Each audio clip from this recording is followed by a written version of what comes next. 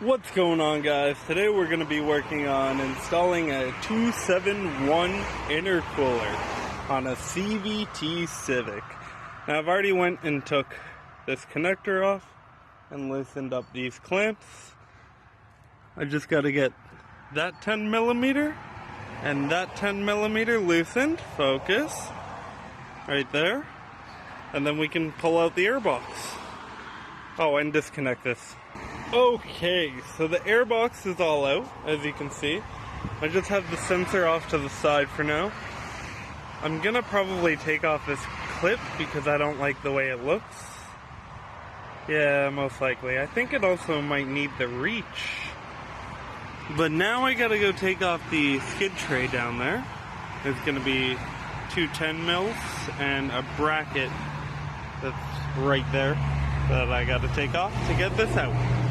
Okie dokie, so the bottom box is out. Now, I didn't see this on most cars, but it is extremely hard to get out of there. I just cut it and took it out from the top. Otherwise it wasn't coming.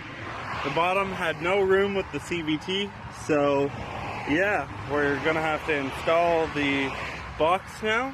I already installed the rubber grommet there. The bracket goes there, and there's one right there. Okay, so here's the final product. I got that little clip off, plugged it back in. So in order to get this coupling in, I just put it on this side first.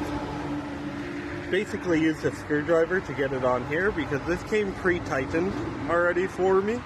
And then once it was in, it was on the wrong direction, and I just turned it before tightening the clamps.